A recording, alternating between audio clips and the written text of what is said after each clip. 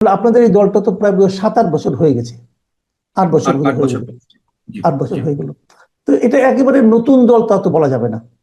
তো এই না। 8 বছরে আপনারা যা ভেবেছিলেন ততটুকু অগ্রসর হতে পেরেছেন, অথবা জনগণকে আপনাদেরকে সেভাবে গ্রহণ করছে, আপনাদের কি মূল্যায়ন? থ্যাংক ইউ সো মাচ, আপনাকে অসংখ্য ধন্যবাদ মাসুদ ভাই। আসলে যেমন মনে করেন আমার নিজের রাজনৈতিক পথযাত্রা অ্যাবাউট 15 ইয়ার্স, 15 বছর মতো। ওর অন্য দলের সাথে ফার্স্টে ছিল, তারপর এসে 2017 সালে অফিসিয়ালি জাতীয়তাবাদী গণতান্ত্রিক আন্দোলন মানে এনডিএম আমরা লঞ্চ করি 2017 সালে। 2017 সালে যেই স্পিরিট আমরা লঞ্চ করি, এরপর অবভিয়াসলি গত মানে প্রথম 7 বছর 17 থেকে আপনার 2024 সাল পর্যন্ত, যেহেতু আপনি নামেই বুঝতে পারেন জাতীয়তাবাদী গণতান্ত্রিক আন্দোলন, সো আমরা অনেক প্রতিকূলতার ফেস করতে হয়েছে, আমাদের সম্মুখীন হতে হয়েছে। এবং আমরা এই প্রতিকূলতার ভেতরেও আমরা বিশ্বাস করি যে আমরা বেশ ভালো সাড়া পেয়েছি দেশের জনগণের কাছে। অনেক বড় দল হয়ে নিজেদেরকে গড়ে তুলতে সক্ষম হয়নি ওই সময়টাতে, কারণ জ্ঞান প্রতিকূলতা অনেক বেশি ছিল। কিন্তু মনে করেন বেশিরভাগ জেলায় এবং বেশিরভাগ জেলার মনে করেন 2টো 3টা 4টা করে উপজেলায় আমাদের কমিটির প্লেস করতে আমরা সক্ষম হয়েছি। তো সেই হিসেবে আমরা মনে করি, এবং যেহেতু পুরো সময়টাতে আমরা ওই আওয়ামী ফ্যাসিবাদের বিরুদ্ধে সোচ্চার ছিলাম, সো ওই জায়গাটা থেকে যেই স্পেসটা পলিটিক্যাল ছোট্ট স্পেস, কিন্তু যেই স্পেসটা ছিল যেটা ওই মনে করেন ওই আওয়ামী নিপীড়নের বিরুদ্ধে যারা দাঁড়িয়েছিল তাদের সাথে আমাদের ওই সম্পৃক্ততা অনেক শক্তভাবে হয়েছে। তো সেই হিসেবে আমরা মনে করি যে কিছু দূর আমরা যতখানি আশা করা যেত ওই সময়টাতে, ততখানি আমরা রেসপন্স পেয়েছি এবং ততখানি আমরা দল সম্প্রসারণ করতে সক্ষম হয়েছি। এরপর গত বছর পতনের পর তো আমরা এই অন্তর্বর্তীকালীন সরকার অনেক কিছু দেখলাম। এর ভেতর এই একটা বছর হয়তো যতটা আশাবাদী হতে পারতাম সম্প্রসারণ নিয়ে, যে মানে এই একটা বছর এখন উন্মুক্ত হয়ে গেছে, আমরা জনগণের কাছে আরো আরো কি বলবো আরো স্বতঃস্ফূর্ত ভাবে পৌঁছতে পারা উচিত ছিল। কিন্তু ওখানেও বৃদ্ধি হয়েছে অনেক, বাট যতটা বৃদ্ধি কামনা করেছিলাম হয়তো তার থেকে একটু কম হয়েছে। সেটা আগামীতে আমাদের ভুল ত্রুটিগুলো কি ছিল না ছিল সেগুলো আমরা মেপে ইনশাল্লাহ আরো বেড়ে যাবো। বাট আমার মনে হয় যে আমরা গিভেন দ্য সার্কামস্ট্যান্সেস যত কিছু আমরা পার হয়ে এসেছি, সেসব কিছুর মধ্যে দিয়ে যতখানি দল সম্প্রসারণ জনগণের কাছে যাওয়া সম্ভব ছিল, তার অনেকটা আমরা করতে সক্ষম হয়েছি। এবং আগামীতে আরো ভালোভাবে জনগণের কাছে পৌঁছানোর প্রচেষ্টা নিশ্চয়ই আমাদের থাকবে। জি। আহ, গত এখন তো 1 বছর হয়ে গেল নতুন একটা সরকারের, এবং আওয়ামী লীগের এবং শেখ হাসিনা সরকারের পতনের পর। তো আমি যতটুকু জানি যে আপনারা সেই আওয়ামী লীগ মানে হাসিনা সরকার বিরোধী যে আন্দোলনটা ছিল, সেই আন্দোলনে আপনাদের একটা পজিটিভ ভূমিকা ছিল, যেভাবে হোক আপনাদের যতটুকু সামর্থ্য আছে তার মধ্যে ছিল। তো যেহেতু নতুন একটা সরকার আসলো, আপনাদের কিছু প্রত্যাশা ছিল নতুন সরকারকে কেন্দ্র করে। 1 বছরের মাথায় এসে যখন মূল্যায়ন করেন, আপনারা কি দেখেন? যেখানে যাওয়া উচিত ছিল, যেখানে যেতে চেয়েছিলেন, যেখানে যাবে বলে ভেবেছিলেন, তার কতটুকু অর্জিত হলো বলে আপনার মনে হয়? ফার্স্ট একটা জিনিস বলি মাসুদ ভাই, ওই মানে গত 8 বছর আমাদের পথযাত্রায় শেখ হাসিনা সরকারের বা আওয়ামী সরকারের যতগুলো অন্যায় যা কিছু হয়েছিল সবকিছুর বিরুদ্ধে আমরা শক্তভাবে প্রতিবাদ জানিয়েছি। ঢাকায়, ঢাকার বাইরে এবং অনেক জায়গায় হয়েছে। আমরা প্রতিবাদ জানানো শুরু করেছি এবং তারপর আমাদের সাথে বাকি সব দলরা এসছেন। অবভিয়াসলি আমরা সাইজ বা পরিধিতে ছোট দল বলে আমাদের আওয়াজটা গণমাধ্যমে বড়ভাবে ফুটে ওঠেনি, তবে প্রথম আওয়াজটা হয়তো আমাদের থেকেই এসেছিল। এরকম অনেকবার হয়েছে গত 8 বছরে, বা ওই আওয়ামী 8 বছরে আর কি।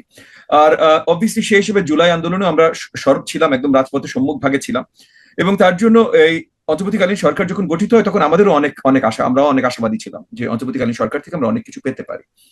এবং অন্তর্বর্তীকালীন সরকারের সাথে প্রথম যেবার আমরা বসলাম, আই থিঙ্ক অগস্টের 8 তারিখে সরকার শপথ নিল। তখন তো আমরা সবাই শপথ গ্রহণের জায়গায় ছিলাম, আমরা সবাই তখনও সবার সাথে আলোচনা হয়েছে, ইনক্লুডিং মাননীয় প্রধান উপদেষ্টা ডক্টর মোহাম্মদ ইউনূসের সাথে ছোট একটু কথা হয়েছে।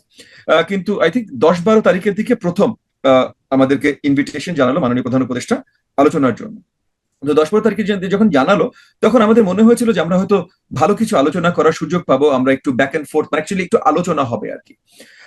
দুঃখজনক বাট যেটা দেখলাম যে আলোচনা খুব বেশি হয়নি। ওনারা জাস্ট একটা ইস্যু নিয়ে কথা বলতে চাচ্ছিলেন এবং আমাদের দলটা বেশ কয়েকটা দলকে আলাদা আলাদা করে ডেকেছিলেন, সবার সাথে আলাদা আলাদা করে বসেছিলেন, বাট বা হয়তো কয়েকজনের সাথে একসাথে বসেছিলেন, আমাদের সাথে আলাদা বসেছিলেন, বিএনপির সাথে আলাদা বসেছিলেন, জামাতের সাথে আলাদা বসেছিলেন।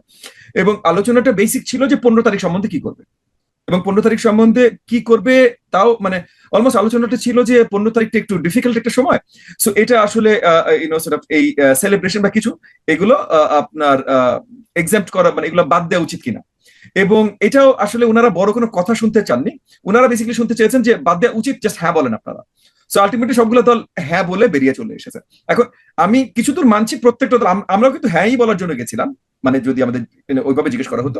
কিন্তু হ্যাঁ সাথে আরো কিছু আলোচনা ছিল আর কি, যে মাত্র একটা ফ্যাসিবাদ বিরোধী আন্দোলনে আমরা যে হাসিনা সরকারের পতন করলাম, সেই হাসিনা সরকারকে কোনো রাউন্ড অ্যাবাউট ওয়েতেও সেলিব্রেট করার কোনো পদ্ধতি আমরা দিতে চাই না। সো মানে কিছু কিছু এক্সপ্লেনেশন, কিছু আন্ডারস্ট্যান্ডিং কিছু ছিল, যে কোনটা পার্মানেন্ট হবে, কোনটা টেম্পোরারি হবে, কোনটা আজকের জন্য হবে, কোনটা আগামী বছরগুলোর জন্য হবে, এগুলোর কিছু আলোচনা ছিল। তো সেই আলোচনাগুলো তখন হয়নি। এটা জাস্ট আমি সিমটোম্যাটিক বলছি, এটা আপনার প্রশ্ন ছিল না আমি জানি মাসুদ ভাই, আমি যে জি সিমটোম্যাটিক জি বলছি, না, ঠিক আছে, যে আসলে সরকারের সাথে যে আলোচনার যে আমাদের আশাটা ছিল, সেটা এই প্রথম আলোচনা থেকেই পরিষ্কার হয়ে গেছে এটা হবে না। এবং এরপর থেকে অনেকবার আমাদের বসার সৌভাগ্য হয়েছে, মানে দাওয়াত জানিয়েছে অনেকবার। সো ওখানে আমি তাদের ত্রুটি দিব না, কারণ দাওয়াত দিয়েছে অনেকবার, কিন্তু একবার আসলে আলোচনা হয় নাই। প্রত্যেকবার বসেছি, দুটো কথা শুনেছি, একটা ছোট্ট কথা বলার সুযোগ দেওয়া হয়েছে, তারপর মানে তখনও আমার সাথে আলাদাভাবে আলোচনায় কিছু দূর মাননীয় প্রধান উপদেষ্টার হয়েছে, উনি আমাকে অনেক আগে থেকে চেনেন, স্নেহ করেন, সেই হিসাবে হয়েছে। মানে দলগত যে আলোচনা, মানে সরকারের সাথে রাজনৈতিক দলের যে আলোচনা, সেই আলোচনা শুধু আমার দলের সাথে না, কোনো দলের সাথে, মানে বিএনপি, জামাত, এনসিপি, এই তিনটার মিটিং যেহেতু আমি জানি না, এই তিনটার মিটিং হয়তো অনেক আলাপ হয়, বাকি কোনো দলের সাথে কোনো আলোচনা আসলে হয় না। ওখানে একটা আশাবাদ ব্যক্ত হয়, মানে আমরা আমাদের যে যে আশাবাদী ছিলাম সেটা আমরা আমরা সেই আশাটা পূরণ হয়নি। এরপর থেকে যদি আসি, যে সরকারের কাছ থেকে প্রথম আমাদের চাওয়া ছিল একটা প্রপার রোড ম্যাপ, কি করবেন না করবেন, সেটা ওনারা দিতে ব্যর্থ হয়েছেন। এবং আমরা দেখেছি যে ওই যে দায়িত্বটা তাদের ছিল, যে মানে জনগণের জন্য কাজ করা, যদি সেটা রিফর্মও হয় এবং নির্বাচন, এই জিনিসগুলো নিয়ে তারা কোন জিনিসে রিফর্মে গেছে সেগুলোরও ক্লারিফিকেশন ছিল না। কাদেরকে দাওয়াত দিয়েছেন রিফর্ম করবার জন্য, সেখানেও কিছু বিশাল ঘাটতি ছিল। যেমন মানে আমি আপনাকেও শুনেছি অনেকবার বলতে, যে আমাদের দেশে কি বিশেষজ্ঞর কমতি ছিল, যে সবাইকে বিদেশ থেকে আনতে হলো, কারণ বিদেশ থেকে আনলে তারা অনেক বড় বিশেষজ্ঞ হতে পারে, বাট দেশের কারেন্ট প্রেক্ষাপট সম্বন্ধে তারা কম জানেন। এটা সিম্পল কথা, এটা বাস্তবতা। মানে আমি জীবনে 8-10 বছর কনসাল্টিং এ কাজ করেছি। তো কনসাল্টিং এ কাজ করার প্রথম জিনিস ছিল অন্য মানুষকে বুদ্ধি দেয়, মানে আমি কমার্শিয়াল কনসাল্টিং আর কি। রাইট। তো তখন প্রথম কাজটা ছিল 2-3 মাস শুধু ওই কোম্পানির অফিসে যেয়ে বসে ওরা কি করে এটা শিখো।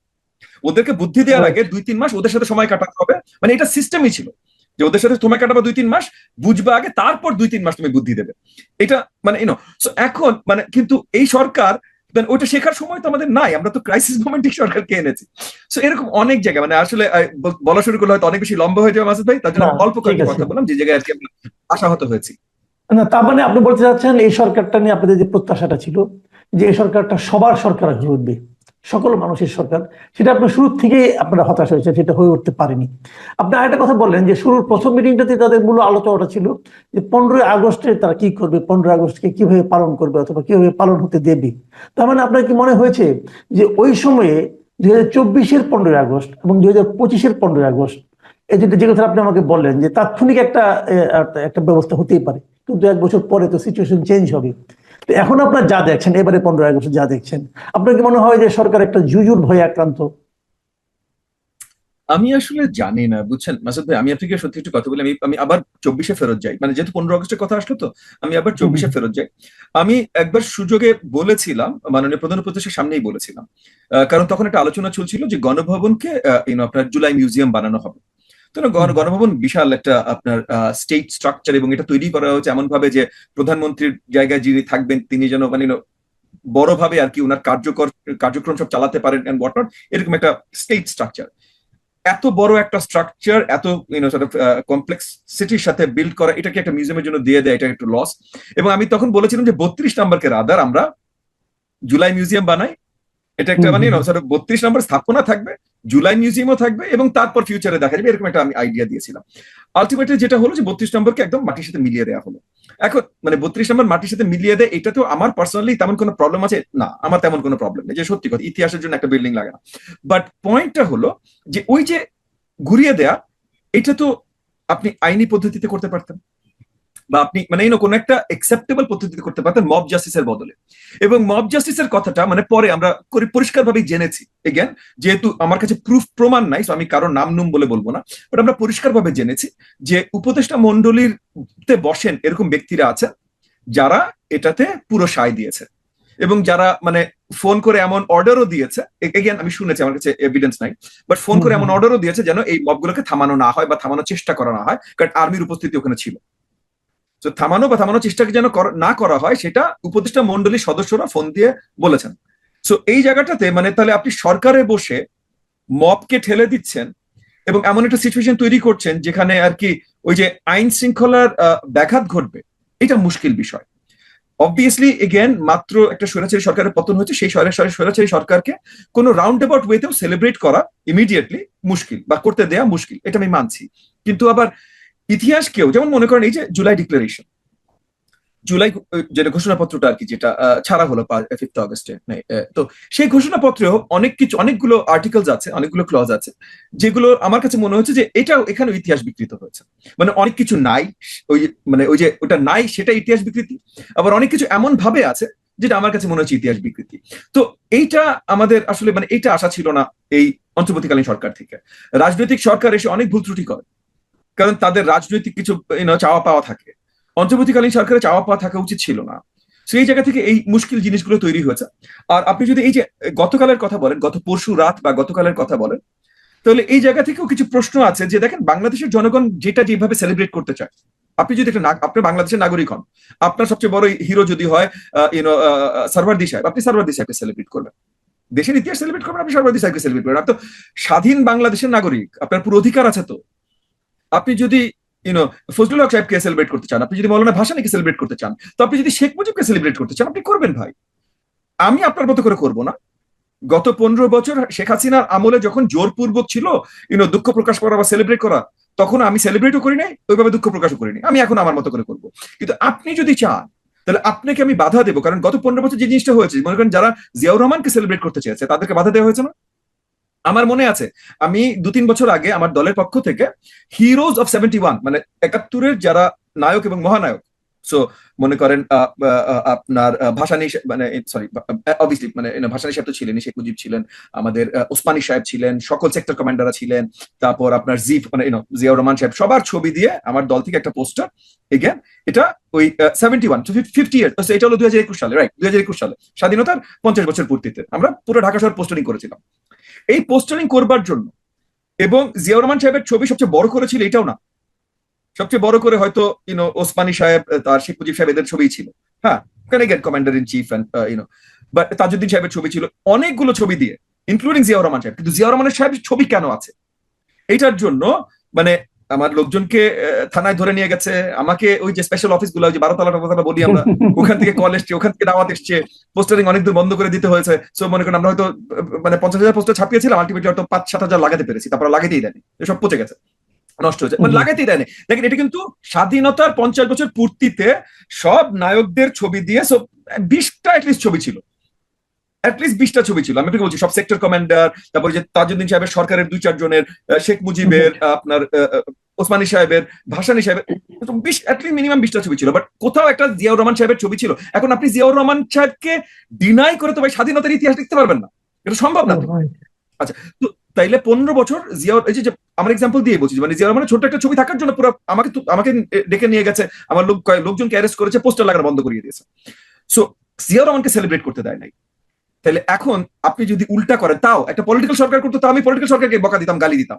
এটা ভাই অন্তর্বর্তীকালীন সরকার, এটা নিউট্রাল সরকার হওয়ার কথা, এখানে কিভাবে এইসব খেলা চলে, এগুলো খুব মুশকিল ভাই।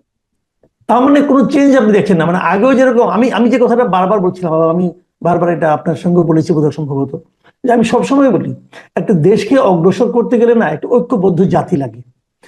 প্রত্যেকটা দল আলাদা আলাদা দল থাকবে, দলের নিজস্ব একটা আদর্শ থাকবে, কিন্তু একটা দল আরেকটা দলকে নিশ্চিহ্ন অথবা নিঃশেষ করে দেওয়া রাজনীতিটা করবে না, এটি তো হওয়া উচিত।